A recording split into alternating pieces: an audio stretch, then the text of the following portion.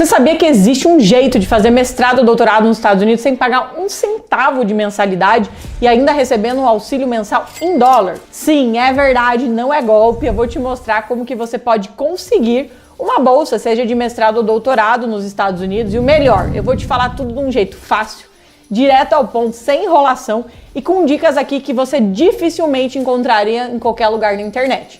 Então, se você sempre sonhou em estudar fora, mas achava que era impossível, fica aqui comigo porque eu vou te revelar exatamente como fazer isso acontecer. E você vai sair daqui entendendo o sistema americano, o formato das candidaturas, as bolsas e o processo como um todo. Ah, e no final ainda eu vou te dar uma lista com diversas universidades que possuem bolsa 100% e ainda opções de programas para você aplicar na sua área. Então fica aqui. Não existe universidade americana gratuita. É isso mesmo. Você achou que ia ser igual no Brasil, né? Se é pública, é gratuita. Bom, a primeira coisa que você precisa saber quando a gente fala de Estados Unidos é que as universidades americanas são pagas, sejam elas públicas ou privadas, seja graduação ou pós-graduação, a não ser que você tenha bolsa. E ter bolsa na pós-graduação é muito comum, ao contrário da graduação. Claro que se você já acompanha o nosso Instagram, o @PHDNosEUA, você já sabe que a gente fala muito aqui de conquistar bolsa 100% todos os dias e por que existem tantas oportunidades assim. Então, se você ainda não segue a gente, eu vou deixar aqui na descrição desse vídeo, depois você vai lá, olha e começa a seguir a gente no Instagram. Mas já levantando o assunto aqui, por que a pós-graduação nos Estados Unidos está cheia de oportunidades com bolsa? Porque enquanto na graduação a gente encontra muita escassez, normalmente só bolsa de atleta, algumas por ser baixa renda, alunos prodígios e os americanos também concorrendo a essas bolsas, na pós-graduação nós iremos encontrar um cenário totalmente diferente. Nossa, Sara, como assim? Por que é tão diferente? Porque na pós, eles querem te dar bolsa. Eles querem te dar bolsa porque você vai trabalhar para eles. Calma que eu vou explicar.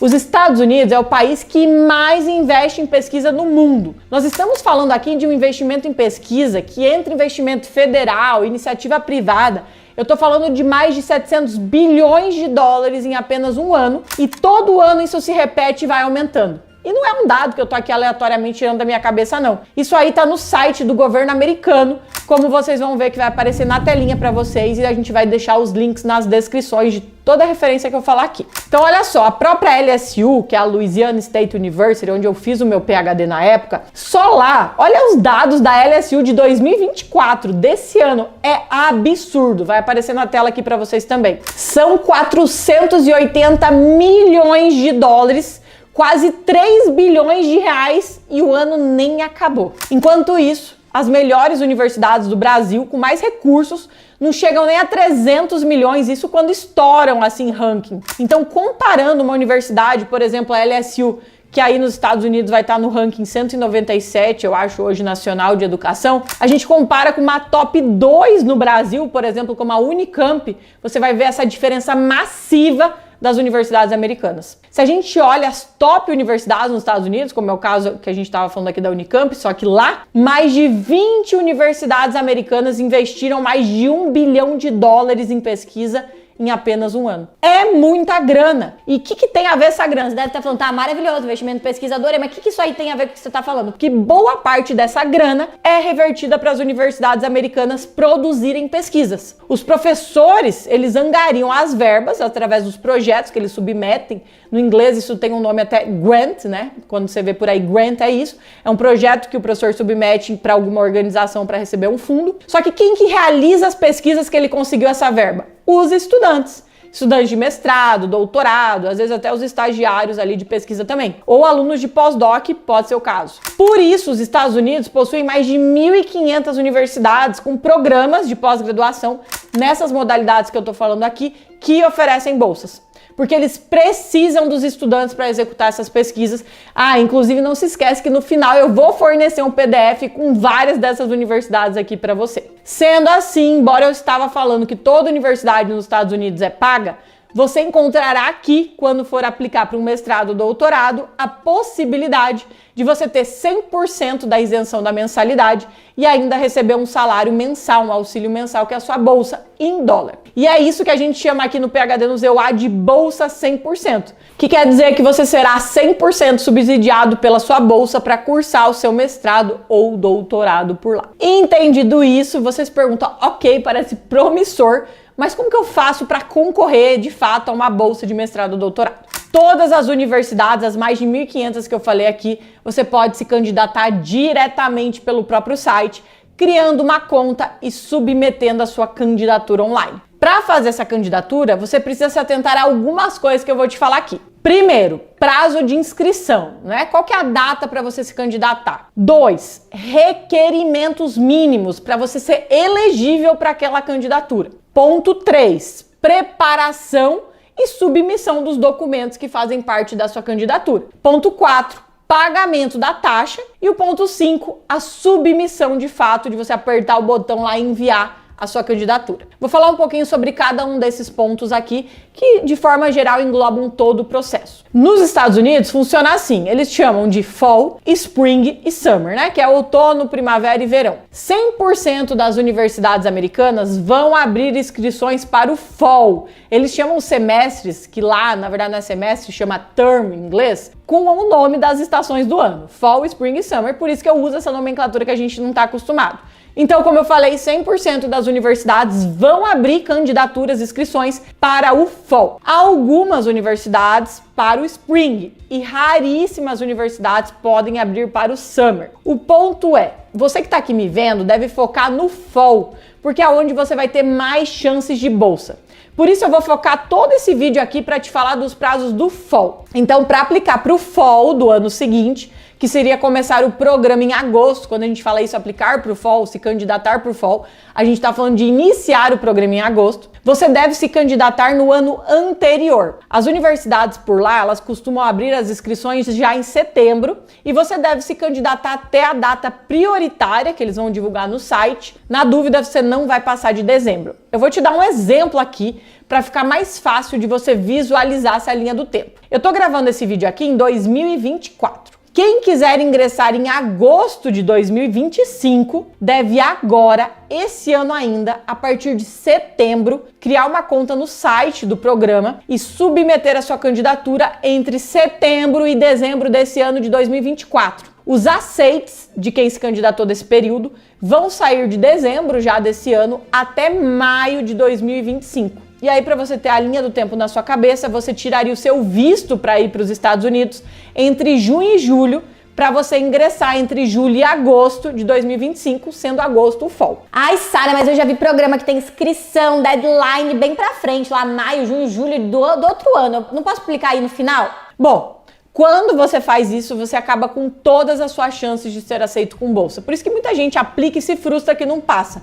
Porque aplica errado, não sabe as datas, faz as coisas aleatórias. Você tem que aproveitar o timing dos inícios das seleções para você maximizar suas chances. E você faz isso como? Usando as datas de prioridade. Você vai ver nos sites o termo Priority Deadline das universidades, que costumam aí ser entre outubro e dezembro. Ou você, de qualquer maneira, mesmo eles tendo uma data de deadline posterior a dezembro, ainda assim você vai me ouvir, seguir o meu conselho para me agradecer, você vai aplicar até dezembro, para garantir que você vai pegar as primeiras levas de seleção. Bom, tendo dito isso, sabendo agora as datas para você fazer as suas inscrições nos portais das universidades, você precisa verificar qual que era o segundo ponto aqui, você lembra? Os requisitos mínimos do programa para você ser elegível para a vaga. Esses requisitos, eles variam conforme a área, o programa, porque eles vão ser basicamente background, ou seja, no que você é formado. Por exemplo, você é formado como eu em engenharia. A gente não tem background para se candidatar para um PhD em História, em Psicologia. Então, embora os programas eles costumam aceitar uma gama grande de formações para determinadas áreas, tem, né, um limite aí do que faz sentido. Por exemplo, você é formado em Letras. Você vai encontrar nos Estados Unidos várias opções de programas que vão aceitar essa área. Por exemplo, programas de linguística mesmo, programas de literatura, programas que chamam educação, entre outros que tem nessas áreas. Mas sabe uma coisa que vai fazer sentido aqui? Você que está aqui me assistindo, coloca nos comentários qual a sua área de formação e qual área que você está pensando em aplicar para os Estados Unidos, que eu vou deixar um comentário falando se você está indo pelo caminho certo. Lembra também que a lista que eu vou dar aqui no final desse vídeo também vai te ajudar nisso. Porque o ponto que eu quero que vocês cheguem é: se você é de letras, eu falei essas opções aí pra vocês, mas você não vai aplicar, por exemplo, pra matemática, porque não faz sentido. Você não tem o mínimo ali de base para poder fazer sentido você aplicar para um programa desses. Então, sim, você pode mudar de área desde que faça algum sentido. Então, em relação a background, é isso. Você vai olhar, ai, Sara, mas como que eu vou saber quais formações são aceitas? No site das universidades vai ter lá Admission Requirements, vai falar sobre os tipos de formações que normalmente eles aceitam para você se candidatar para aquele programa em específico. Claro que se for o nome da sua formação, você sabe que está elegível.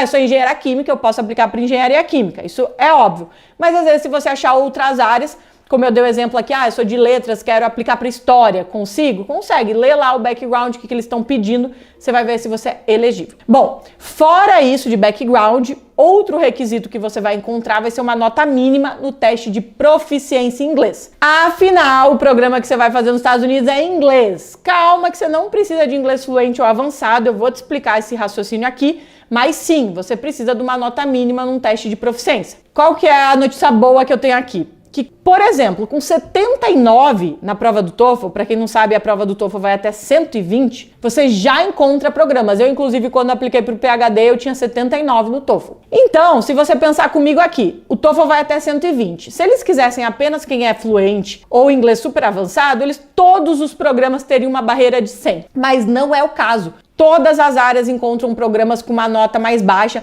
Ai, Sara, mas você está falando de programas de engenharia, biológica. Não! Por exemplo, programa de comunicação. Você não esperaria que pediria só inglês super avançado? Bom, eu te digo aqui que você vai encontrar vários programas de mestrado ou PhD em comunicação com nota mínima para o TOEFL de 79 e 80. Isso já é um grande indicativo que eles não requerem isso, porque eles sabem que o inglês, o candidato vai desenvolver lá muito rápido. Em 6 meses, quem não é fluente está fluente. Além disso, muita gente não sabe, mas quando você vai cursar um mestrado ou doutorado nos Estados Unidos como aluno internacional, você vai cursar inglês lá como parte do programa da sua bolsa. Chega lá, eles vão te nivelar, você vai cursar 1 semestre, 2, até 3, a Monique cursou 3, eu cursei 2, de inglês junto com a tua bolsa. Então não faria sentido se eles esperassem apenas gente com inglês fluente, eles não estariam ofertando você fazer inglês quando você chegar lá. Então, para a maioria dos programas, o inglês é o de menos, mas eles têm que pôr uma barreira, porque também não dá para aceitar alguém que não fale nada de inglês, então tem que ter uma nota mínima. Mas mesmo que você tenha inglês básico, eu tenho certeza que se você se dedicar, você consegue um 79 ou 80 aí no TOEFL, ou às vezes aplica para um programa com Duolingo 105, 100 até, se for o caso. Bom, algumas universidades têm requisito mínimo também de média escolar da sua formação, normalmente da graduação, que você vai ver que eles vão chamar da sigla GPA, que costuma pedir aí um mínimo de 3, que é na escala americana de 0 a 4. Mas presta atenção, nem sempre existe esse requisito. É possível encontrar universidades que não tenham um mínimo. O TOEFL, porque eu sei que já vai surgir essa pergunta, será que pro TOEFL eu também acho universidade que não pede mínimo? Tem, mas são raríssimas. A grande maioria tem uma nota mínima. O GPA, o GPA é o contrário. Você acha muito programa que não tem, que vai falar que vai avaliar a sua candidatura holisticamente. Isso quer dizer que vão olhar todos os critérios, sabe que você pode ter um ponto negativo, outro mais positivo, e isso se compensa. Então, se você tá com um probleminha aí, que você teve notas ruins, a sua média é baixa, for abaixo de 3, você pode selecionar programas que não exigem o mínimo, então você não vai ser desclassificado. Fica de olho nisso. Se o seu GPA for maior que isso, for um GPA melhor ainda é um ponto positivo para sua candidatura. Ou seja, que não tenha medo. Eu reprovei durante a minha graduação, fiz engenharia e mesmo assim eu consegui aplicar e ser aprovado no PhD até concluir. Então, notas ruins não é o fim. Nos Estados Unidos você sempre tem oportunidade de mostrar que você tem potencial. Bom, também um dos requisitos que vocês podem se deparar por aí, eu quero falar rapidamente, é o GRE ou GRE, que significa Graduate Record Examination, que seria como uma prova específica para avaliação do ingresso de um aluno numa pós. Só que olha outra notícia boa que eu tenho. Meu Deus, hoje eu tô com muita notícia boa. Essa prova não é uma prova específica da área feita na universidade, como ocorre aqui no Brasil. Quando você vai se candidatar para o mestrado, PhD, tem um edital que você tem que ver o que vai cair, estudar. Meu Deus, uma prova específica da minha área, ofertada uma vez por ano, eu tenho que ir lá. Não. O GRE não é isso. Ele é uma prova feita pela mesma empresa que faz a prova de inglês do TOEFL, que é a ETS. Quem não conhece pode entrar no site depois, chama ets.org. Portanto, é uma prova genérica que cai raciocínio lógico e inglês. E eles vão te dar uma pontuação. Antigamente, essa prova ela era usada para todos os programas. Mas cada vez mais ela tem caído em desuso e após a pandemia, assim, foi brutal o número de programas que pararam de pedir essa prova, porque ela tem um custo também, eles sabiam que dificultavam a candidatura de vários alunos e acabaram não pedindo. Então aqui, só para vocês terem uma base, 95% dos nossos mentorados hoje não fazem essa prova e se candidatam sem ter feito o GRE. Mas se você precisar fazer, vai funcionar igual uma preparação para o TOEFL. Você pode fazer essa prova na versão em casa, online, igual o TOEFL, tem a versão Home Edition, ou em um centro de aplicação aí da prova do TOEFL, do GRE. Normalmente, os poucos programas que pedem o GRE, eles não têm uma nota mínima exigida igual o TOEFL, mas sim notas recomendadas. Então o GRE acaba sendo para te tornar cada vez mais competitivo aí. Pode ser uma maneira também de você usar isso a seu favor. Por quê? Porque você pode ir lá tirar um notão, isso sim vai chamar atenção, principalmente se você quiser aplicar para universidade super competitiva aí, pode fazer sentido você estudar. E o bom é que, diferente de uma prova específica, como a gente tem no Brasil, para cada edital, é o GRE, se você tirar uma boa nota, você vai poder usar essa boa nota para se candidatar para várias universidades que fizer sentido para você. Então fique atento, porque se você não quer fazer essa prova, você é só filtrar e pegar programas que não pedem ou que dizem que é opcional. E se não, você estuda, se prepara e tira uma boa nota do GRE aí. Então, basicamente, olha o que eu falei aqui de requisito mínimo. Área de formação, que eu chamei de background, GPA, que seria a média aí das suas notas para graduação, se você tem uma pós para pós também, cada formação tem um GPA. A nota mínima da prova de proficiência, que pode ser o TOEFL, o Duolingo ou outro. E o GRE, se você for fazer. O que eu vou falar a seguir agora? É sobre a documentação que você vai precisar ter para se candidatar. E de forma geral, mais uma notícia boa aqui, as universidades americanas pedem os mesmos documentos. São eles: histórico escolar original e traduzido, um currículo que você vai ter que fazer em inglês, obviamente, né, num padrão americano, carta de motivação, que eu sei que você pode falar, meu Deus, nunca ouvi falar disso. Realmente no Brasil a gente não tem mais, lá é normal, carta de motivação, por que você quer aquele programa, por que ele tem um bom alinhamento com você, por que faz sentido.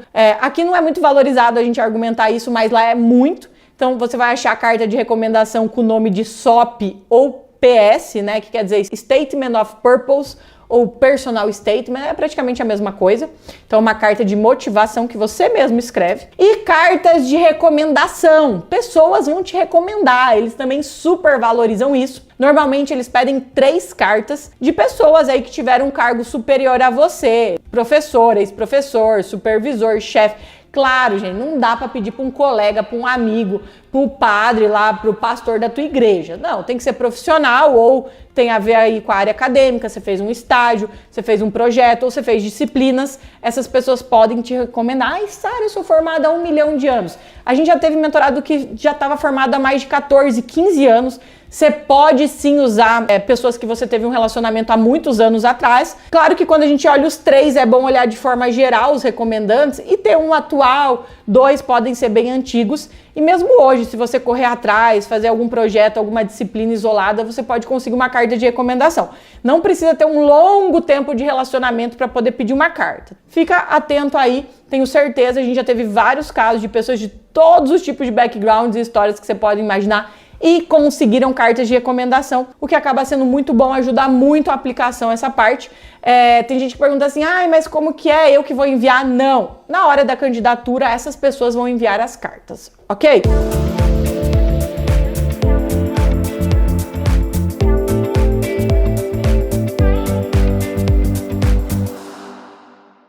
Outros documentos adicionais podem sim surgir, além desses que eu falei, mas isso daí varia de programa para programa, é mais raro. vocês podem encontrar, por exemplo, amostra de escrita acadêmica, redação de diversidade, outras coisas que acabam sendo exceções. Então, basicamente, olhou o requisito mínimo, pensou nos documentos, você vai preparando isso ao longo do ano, né? Não é de uma vez só. Você vai, então, entrar no portal online com a sua conta criada, que você vai entrar lá no site, você vai inserir os seus documentos, esses que eu falei aqui, você vai preencher outras informações que eles têm lá espaço para você ir preenchendo, e no final você vai pagar a taxa de candidatura que tem e submeter a sua aplicação. Outra boa notícia, meu Deus, gente, dá para falar de novo isso? Eu vou pedir música no Fantástico aqui, porque eu acho que é a quarta vez que eu tô falando boa notícia.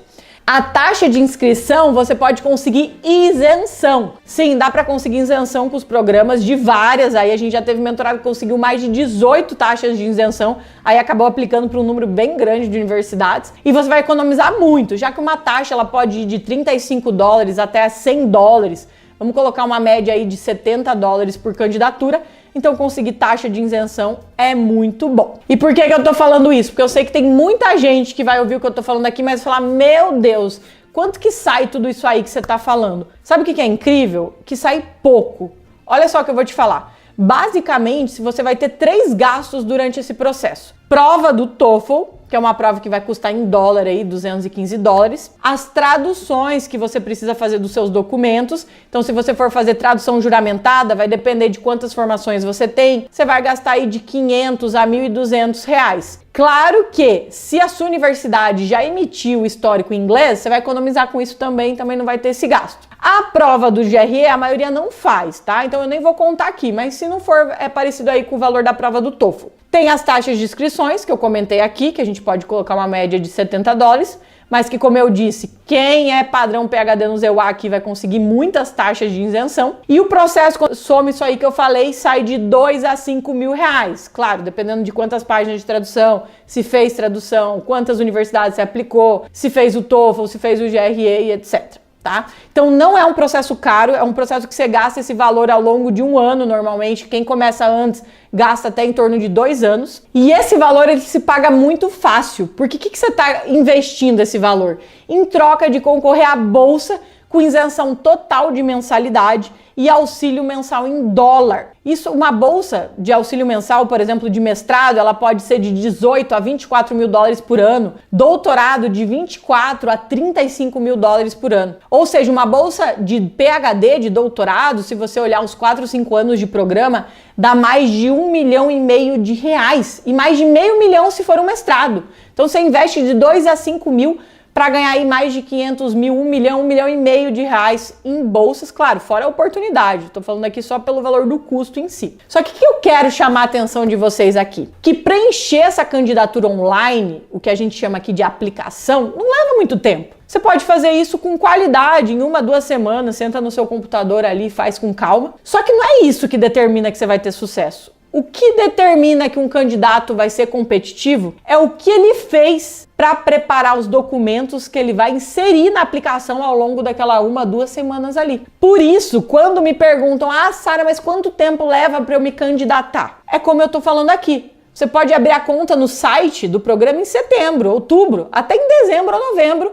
Em 2 semanas você envia a sua candidatura. Então podia responder em 2 semanas você faz sua aplicação. Mas não é isso, porque o que vai fazer ele ser aceito? Como ele se preparou até esse dia da aplicação. Como que você se prepara? Você se prepara fazendo a prova do TOEFL, tirando a nota mínima exigida do programa. Você se prepara achando recomendantes, olhando quem vão ser esses 3, avaliando a situação, se for o caso, indo atrás de um novo recomendante. Muitos recomendantes aqui no Brasil deixam a gente auxiliar a escrever a carta, já que é inglês, embora ele que envie, né? Então a ética tá aí, ele que envia a carta, mas você pode auxiliar ele, você pode ajudar ele a fazer uma carta, orientar esse recomendante a fazer uma carta de recomendação no padrão americano, do que eles esperam numa carta de recomendação. Você pode aplicar estratégias durante a preparação para melhorar o seu currículo, para melhorar os recomendantes, como eu falei. E quando você vai preparar o seu currículo, você sabe colocar o que é relevante, destacar, não fazer um negócio que parece um texto narrativo, é um currículo. Você destacou as experiências relevantes que você tem? O que você está escrevendo na sua carta de motivação que vai convencer o programa que você é um candidato ideal?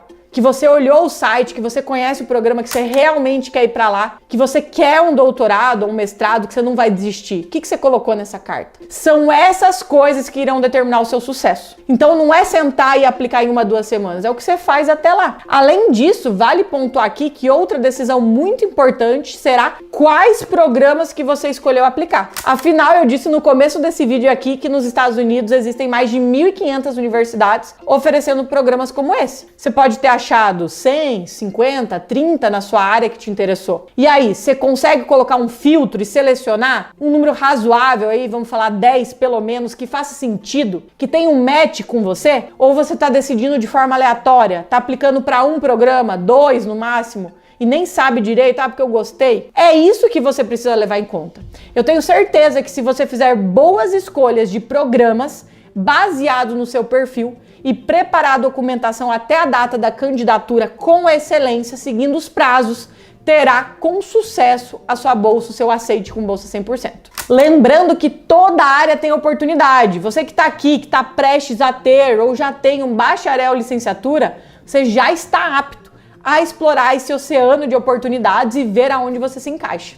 E aqui eu faço um convite para você conhecer a nossa mentoria, a mentoria em grupo Método PhD no ZEUA, que mais leva brasileiros a estudar nos Estados Unidos com bolsa 100%.